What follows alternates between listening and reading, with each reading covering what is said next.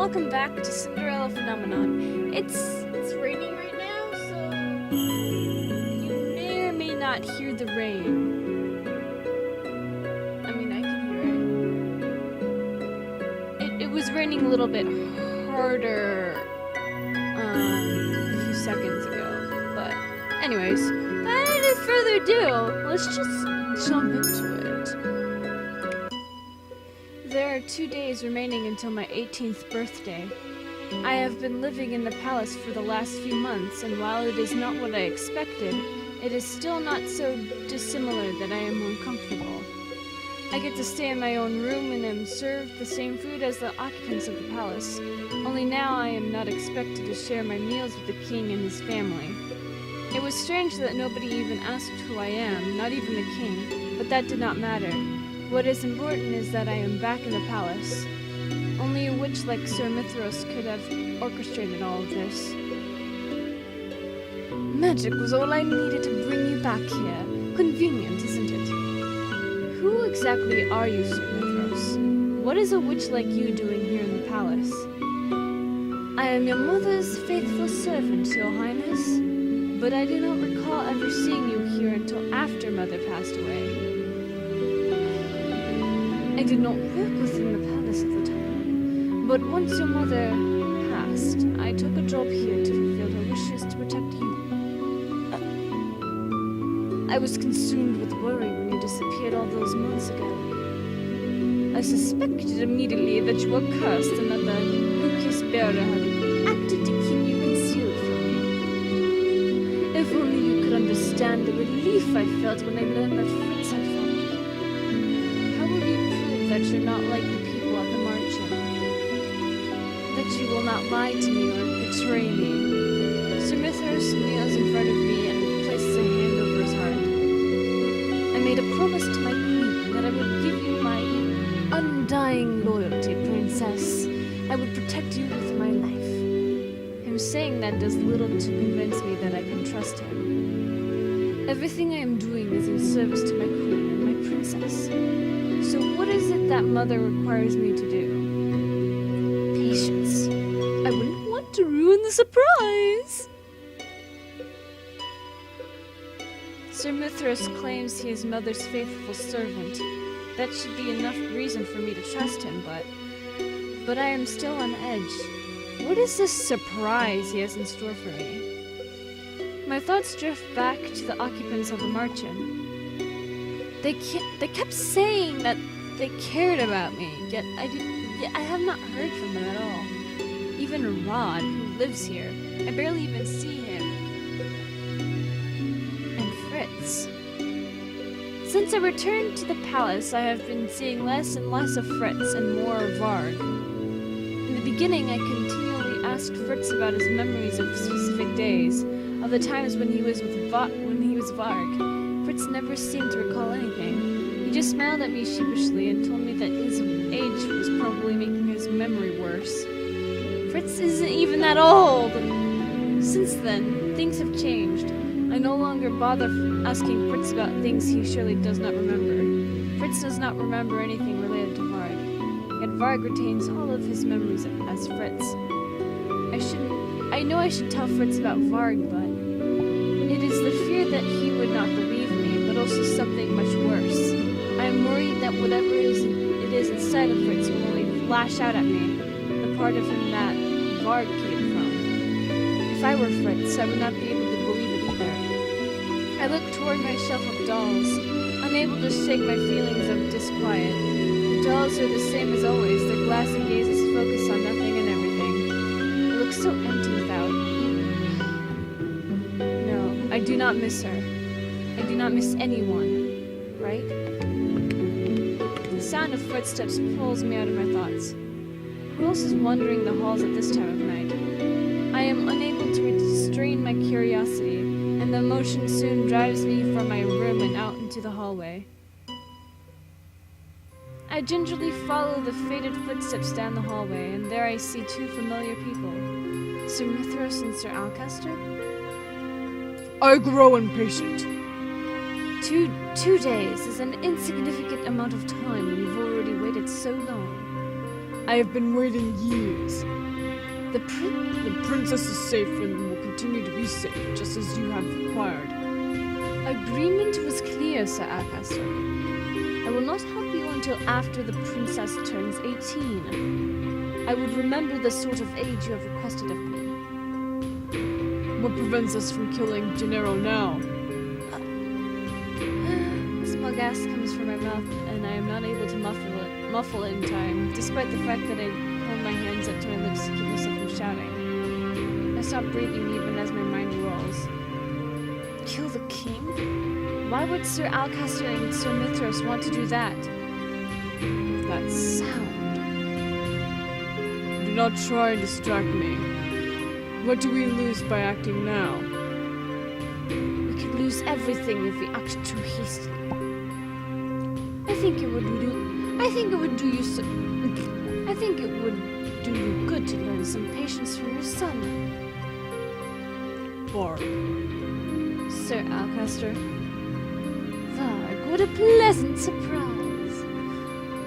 Mithras smirks as Varg moves to stand just off to the side of the two men, his expression solemn. I trust that you have tamed Fritz. What are you talking about?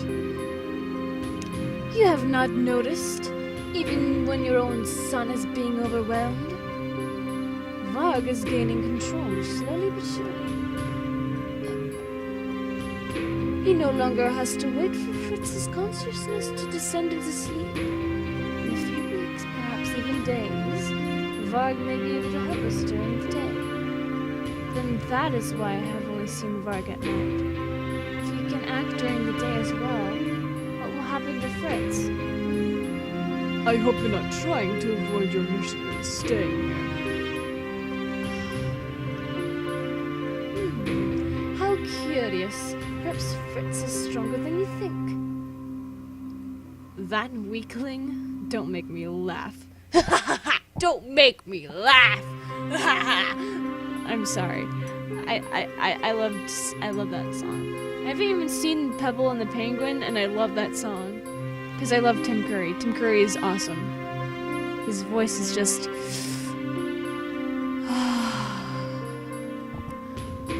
buttery velvet. I just find this extremely boring. Varg shrugs before walking away. How interesting. I do not approve of his methods. What would you have me do to improve him? He completes every task you give him. He has softened. Well, let us see if he completes this task. Then we will know for certain where his loyalties lie. As Sir Mithras and Sir Alcaster begin to walk away, I exhale. I feel a slight shudder when Sir Mithras stops and gazes behind him, his eyes wandering to my hiding place at the end of the hall. My heart thumps loudly in my ears as I wait to hear him leave. The wind has a bitter chill tonight, like ice. Mithras turns on his heels with a slight twitch of his lips before he disappears. I make my way back to my room in a daze. My whole body feels weak, and when I eventually get to my bed, I crash down on it feeling numb. They mean to kill the king, but why? Sir Alcaster and Sir Mithras are two of his most trusted advisors. What could the king have done to make them desire his death? And why does Sir Mithras want to wait until I am 18? What happens then? Does this have anything to do with that gift he was talking about? Does Sir Mithras plan on using me for something? Yes. I clench my hands into fists and inhale sharply. I think of the other things that came up in conversation. They said that Varg might be able to act during the day soon. Does this mean Fritz will disappear? My breath catches in my throat at the thought. Princess, there's no need to look at me like that. It's my job to know you, Princess. And right now, I know something's not right. It is your job to protect me. Knowing me is a very different thing. Princess, please, perhaps you should worry more about yourself. My job as a knight is to protect my charge, to put their life before mine. If I can't protect you, how can I call myself a knight? Fritz reaches out as if to touch me, but I shrink away. Do not touch me. Sorry, Princess, just please know I'm always here if you need to talk. Fritz disappears. What will happen? I almost jump when I hear someone shouting just outside my door. Quickly, Emmeline! Rod? I quickly stand up and move toward my door, pulling it open to catch a glimpse of the outside. I end up opening the door into Rod's face. Woo! He comes to an abrupt stop and glares at the door that blocks his straight path. His hand is outstretched, as if meant to reach for my door. Rod? Emmeline? It's so late. What are they doing out of the rooms? Rod's fingers tighten over Emmeline's hand. They both look exhausted and Emmeline is on the verge of tears. What is happening? Rod seems to consider something before he finally comes to a silent conclusion. His eyes glare right into mine. Get out of the way. Rod's voice is colder than usual, even for him. Emmeline's eyes widen as she stares at him in shock. Rod, but I thought... This isn't the time! Ah, so here's where the rabbits escaped. Varg? Varg is slowly making his way over to us, his posture relaxed, expression different. He does not even look winded. Well, this is a complication. Help them. We're gonna help them. Alright, this is chapter 6, right? Wait. Yeah, this is chapter 6. Okay, we're gonna help them. Is this the mission Sir Alcaster was referring to? Rod tugs at Emmeline's wrist to prompt her into motion, but the two of them are too slow. In one swift movement, Varg has circled them and tripped Emmeline, toppling her to the floor.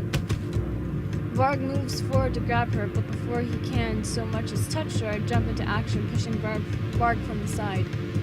I move to stand between Emmeline and Varg. I can hear Rod helping his sister up, but my eyes are strained on Varg. What are you going to do to them? What are you going to do to them?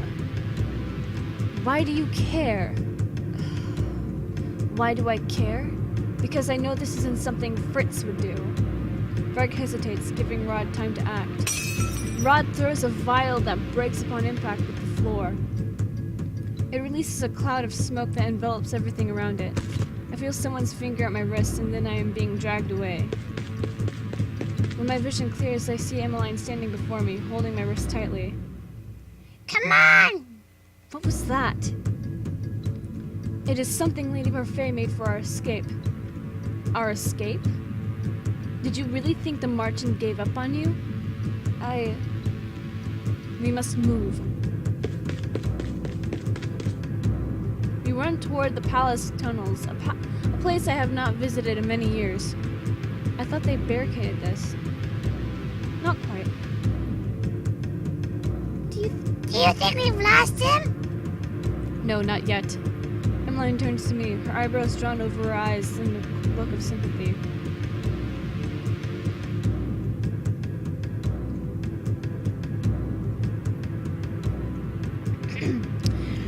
I'm so sorry you got caught up in this.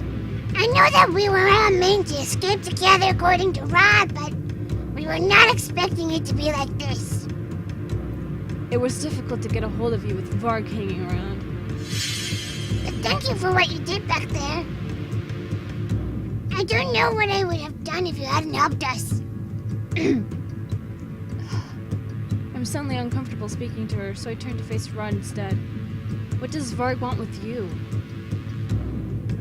My best guess is that he wants us dead.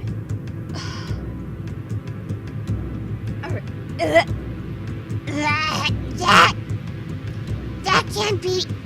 How else would you explain the way he came after us, Em? But why would he want you dead? Rod's bright eyes seem fiercer in the darkness of the tunnels. I think it must be what his master wants. After all, dogs only respond to orders. I'm offended, Prince. You! I whirl around, dread rising in my chest as I turn to look at Varg, who is slowly catching up to us. This was meant to be quick. Varg looks at me, his eyes glittering with amusement. But as always, you complicate things, princess. I cannot hide how much I am trembling, but I still hold out my arm to protect the siblings. Go. Not without you. Go, now! Come on. I turn back to Varg as the two flee. My body tenses as I wait for Varg to move. I will stop him, or at least buy them some more time. But Varg remains still as a statue. He remains rooted to the spot. I have no idea how long we stand there, frozen in place. You never cease to amaze me. So what's going to happen now? Were you going to kill them? He's not answering. Does that mean I am right? Is this what Sir Alcaster ordered you to do? Why else would I be here if not for an order? Why would he want you to kill Rod and Emmeline? And why does he want to kill the king? You overheard quite a bit, huh? Probably a little more than you should have. The tension in the air becomes palpable and it becomes harder to breathe. Varg's fingers tighten on his cane. He wouldn't hurt me, would he? Varg moves and for a few moments I am frozen with terror. Then a word I had forgotten long ago suddenly comes to my lips, unbidden. A word that Fritz once told me before. I don't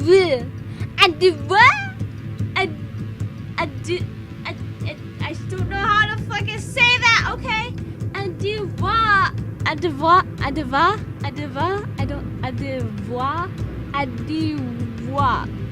Fuck. I don't know how to say that, fuck it. This time it is Varg that freezes. He freezes. Wait. I want to see that again. Oh. This time it is Varg that freezes. He raises his cane, but it never comes down. His eyes are wild even though he hasn't moved. Suddenly he looks as if he is restraining himself. I can see the struggle on his contorted expression, and then I realize that he is fighting to stay in control. It worked? I remain still for another moment, my mind racing. Varg drops to his knees and I see shadows forming beneath him, tendrils of darkness. Ooh, a little tentacle porn come in here.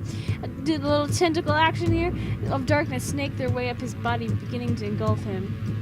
This is what happened last time when he changed back into Fritz.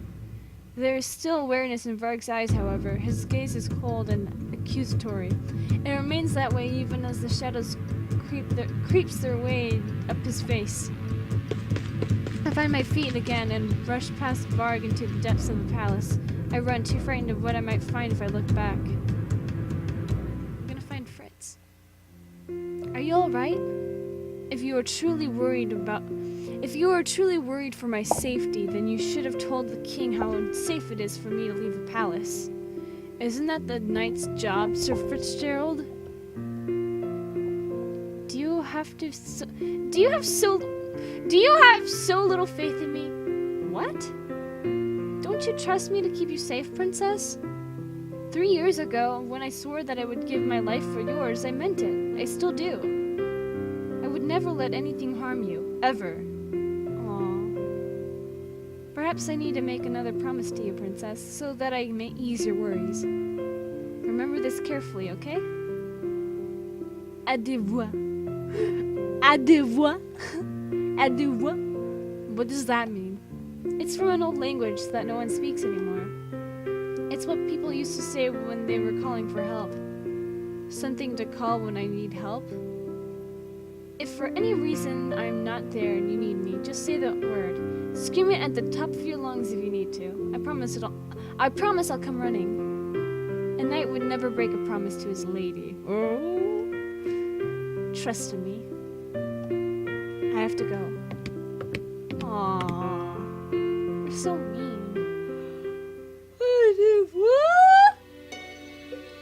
I do what? Adiova. I don't fucking know anymore. And I like saying à devoir. It's fun. I've been awake for hours, unable to sleep. I stand by my window waiting for something, anything to happen, but all is still beyond the glass window pane. I have no idea what I ought to do. What is going to happen now? Should I tell someone? I return to the palace because my room still feels like the safest place, but why? Am I here because I feel I need to tell the king what happened? Because I hope that Fritz will return? I do not even know if the king is still here. I haven't seen him at all. My hand instinctively reaches out for my necklace and I realize that there is an additional piece. Ooh. I look down and a small gasp escapes my lips when I notice a new piece of the glass slipper. A new piece of the slipper. But how? What was my good deed? I remember the night I helped Rod and Emmeline escape from Varg. That was a good deed. Princess? Yay, Fritz! I miss you! I love you! Fritz? I've been looking for Prince Rod and Princess Emmeline. Have you seen them? My eyes are beginning to sting. I'm startled when I realize that there are tears burning my eyes. What's wrong? Varg is gaining control, slowly but surely. he no longer has to wait for Fritz's consciousness to descend into sleep. In a few weeks, perhaps even days, Varg may be able to help us during the day. Can I even trust Fritz now? Fritz looks at me with worry clear on his face. He draws closer to me, his hand reaching out for me. Ugh! I pull back immediately, my breath caught in my throat. Princess? For a moment, I just saw Varg. What is going on? Will he believe me if I am straightforward? Something's been wrong ever since we returned to the palace. Princess, please, Fritz clenches his hands into fists. His face twists with obvious pain. Please let me help you. Doubt him. Let him. Doubt him. We're gonna doubt him. I doubt you can. My chest begins to ache and my heart feels heavy. You'd never believe me. There is a certainty in Fritz's eyes that was not there before. He looks at me with fierce determination. Try me. I sigh and rub my hand over my eyes. You are cursed. The silence is all the response I need. I knew this would happen. I knew he still wouldn't believe me. Princess, we've talked about this before, but what exactly are you seeing that makes you so firmly believe that? I eye him warily. Will he really listen to me? You are cursed with an alternate personality, a cruel one. I've known him for months now. Varg, well, you, Fritz, were going to kill Rod and Emmeline last night. He reaches out to rest his hand atop mine on the windowsill. His determination has dwindled into uncertainty. You don't believe me. I believe you, Princess.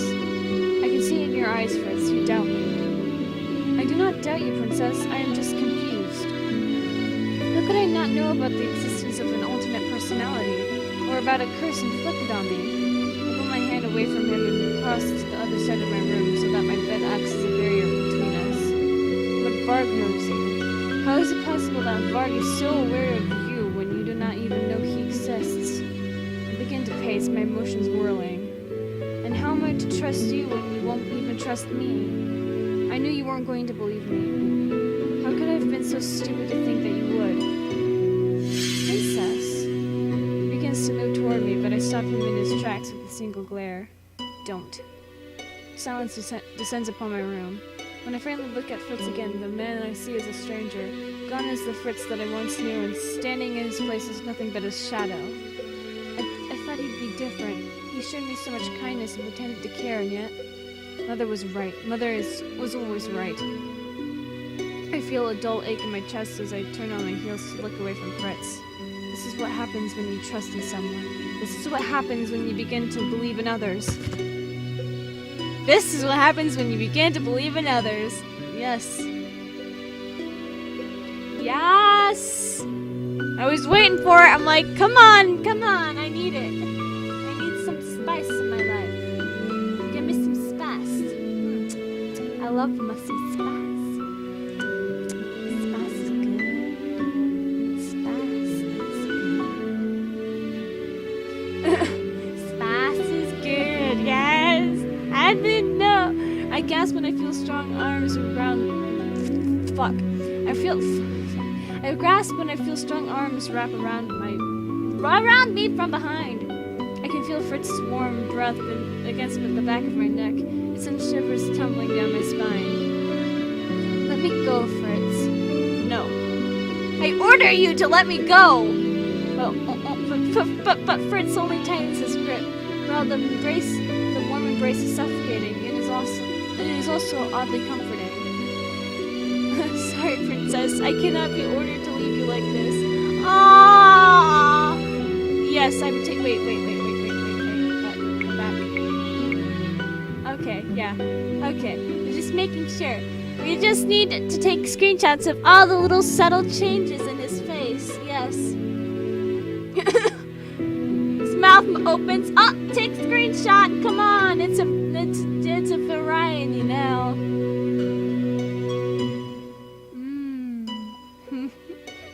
What's wrong with you? I swore an oath to you and made a promise to myself that I would always stand by your side. No matter how much you push me away, I will always be here for you. Aww. From the day I was assigned to you, I saw how much you suffered. That's why I still protect you with everything that I am. I bite my lip as I struggle to keep myself from crying. How can I trust Fritz's words when Varg has done nothing but cause suffering to everyone around me? But it seems like I have also been the one to cause you so much pain. He loosens his arms until I am no longer within his embrace. I suddenly feel cold and empty, but I do not move toward Fritz again. His voice is very soft when he speaks again. I'm sorry. I do not look up when he leaves. You cannot rely on anyone but yourself. You cannot trust anyone but yourself. How can I have forgotten that?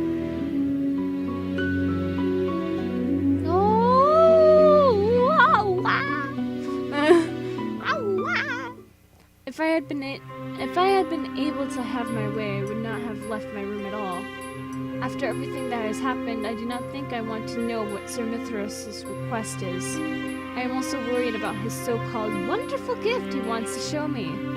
Perhaps he means to kill me along with the king. Surely I should be more alarmed at this epiphany. Yet for some reason, I only feel numb.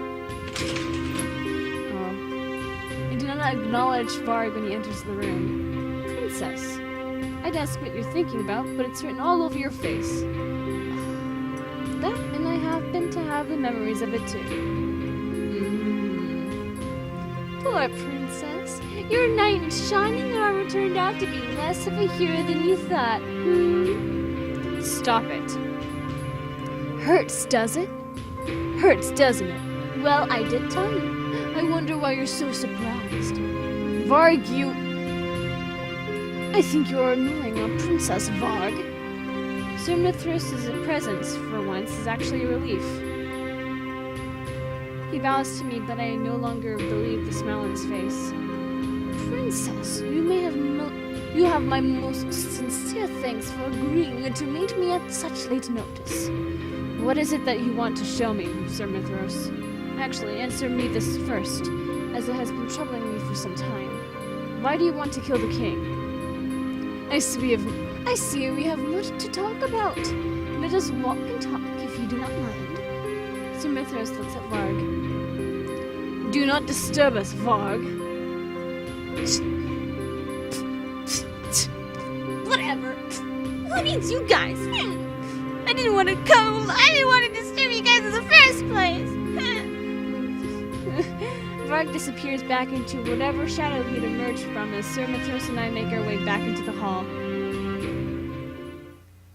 It seems my suspicions were correct. You did overhear Alcasar and I the other night, didn't you? Princess, I must assure you that I have nothing but your best wishes at heart. It is not I. Okay. I'm like, what? It is not I that wishes to remove your father from power. That is Sir Alcasar's desire. Is that what Durin spoke of all those months ago? Is this what Durin spoke of all the months ago? Did she discover Sir Alcasar's motives only to be discharged from the order as a result? Why did you agree to help him? I required Sir Alcaster's assistance for certain things. It was a mutually beneficial decision for both of us to work together. But do not worry. I never had any intention of going through father's murder. Going through with your father's murder. Is this why you were delaying him until after my birthday? Sir Mithras' smile is almost genuine. My princess is wise, just like her mother.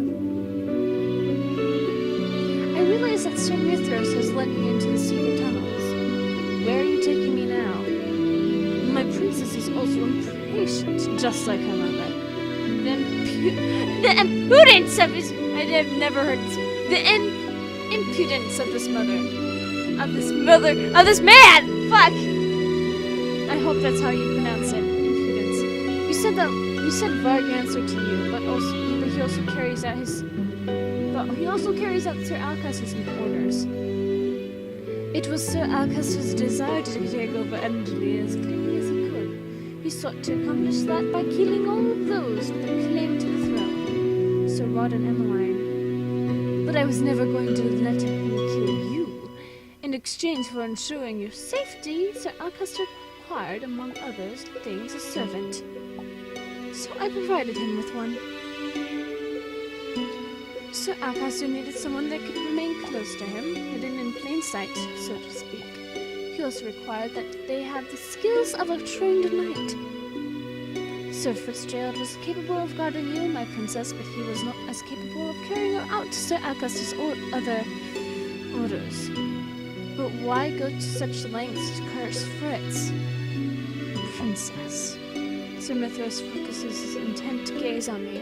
Something dangerous and bright shimmers in his eyes. I shrink back. Any threat to your life had to be removed. Besides, I am under the impression that your loyal knight would be happy to sacrifice a part of himself in order to become the perfect guardian. What do you gain from doing all of this? I require something from you. Something only you can provide. It is something that I had to wait for. As you need to be 18 in order to give it to me. Oh, he wants the pool! If you get it now, it will be illegal, but if he waits to my 18th birthday, yeah, give it to me. I'm going to wait till you turn 18 so you can give it to me. I've been preparing this gift for you for a long time, my princess. It is the gift of resurrection. I will bring back the queen. What? Will you help me? Tell me what I must do. Mother is dead. Mother is dead. Only in name. Mother has been dead for years. If she had been alive, I would have known. Your mother sustained great injuries during the Great War. She needed time to heal. Then where has she been, and why would she pretend to be dead? Why would she leave me alone? Your mother is sleeping, and you are the only one that can wake her. Why me? My princess, you are heir to more than just the kingdom of Angeli. Queen Hilda was the bearer of the Crystallum Tenebrarum, one of the 2 Crystallum of Angeli. Oops, I hit my mic. I'm sorry about that. What? Say what? As her daughter, you are the next bearer. You are destined to be a great witch, just like your mother. My mother, a witch? Impossible! It is the truth. You were so young then, my princess, and the world was so cruel to you. Why do I not remember any of this?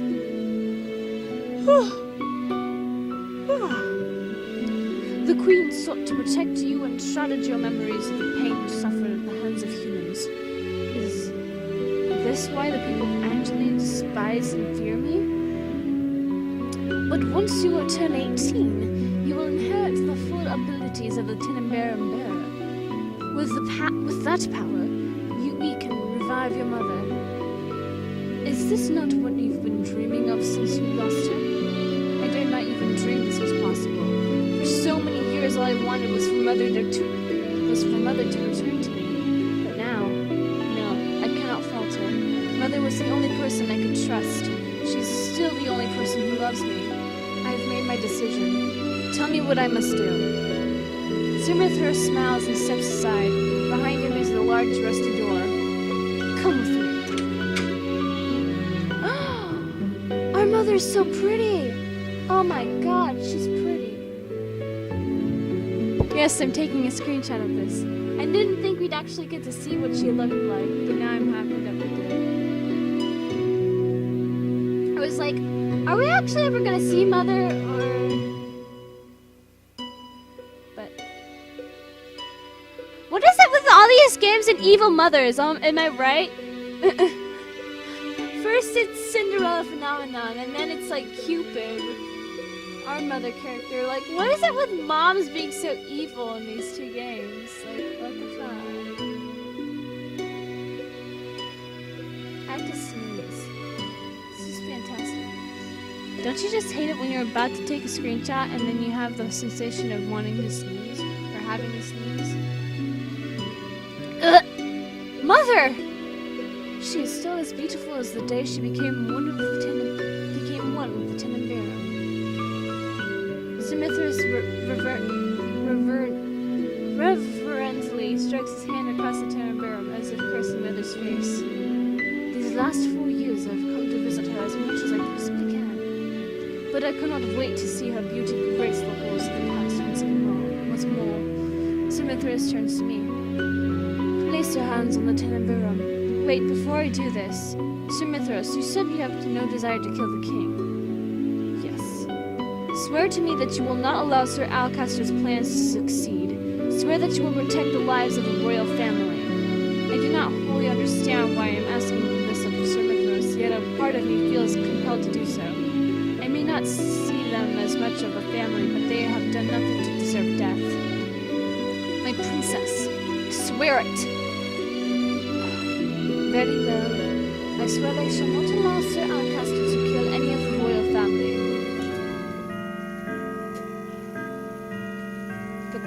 The clock tower chimes. The bell echoes in the chamber, the sound dull and eerie. Sir Mithras' eyes flash as he gestures his hand wildly. Now, princess, now! The air in the room becomes cold, so cold I actually feel my body becoming like ice. Something is wrong. This does not feel right.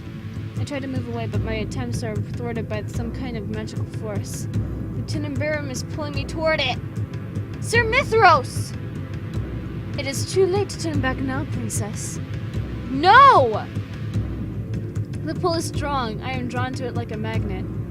The invisible force renders me a puppet. It takes hold of my body and forces me to raise my hands to the crystalline. I press my palms against the face of the Tenenbaum, my hands framing my mother's face. Her expression is gentle in her unnatural sleep. The Tenenbaum is freezing beneath my fingertips at first, but it suddenly begins to warm as the clock continues counting down to 12. The warmer of the Tenenbaum grows. The warmer the Tenenbaum grows, the colder my body feels. It feels like it is sapping all of my energy. Like the Tenenbaum is feeding off me. The pain starts slowly, creeps up and out until it is flooding my entire body. I attempt to twist my body away from the Tenenbaum's surface, but my hands are stuck. I turn to Sir Mithras for help, but there's nothing but crazed glee in his smile. Yes! Yes! He's like getting his cock out, and everybody's like viciously, furiously masturbating. He's like, yes! Yes, my queen is coming back! Gross. I just made this 10 times grosser than it needed to be. His eyes are focused on the crystallized form of my mother. I become dimly aware of the tears that are beginning to fall from my eyes. I cannot go on like this. My vision starts to blur until I feel myself falling into endless darkness. Scream the thing for help! Call for help! Call for help! Do the thing! Oh. Mother? Yes, my sweet? What are you doing? I am planning, dearest one. Mother has to be ready for when she takes over Angeli. But doesn't Father rule Angeli? Oh, sweet. Father will soon be too tired to rule. Mother will rule for him, and when you are grown, you shall follow in my footsteps. I will make Antony a kingdom to behold, my darling. You will never be hurt, and no one shall deny you anything. The people will bend to your whim, and will behave as they ought to. There'll be no bad people? No, dearest one, there will be no bad people in our kingdom. I will make sure of that.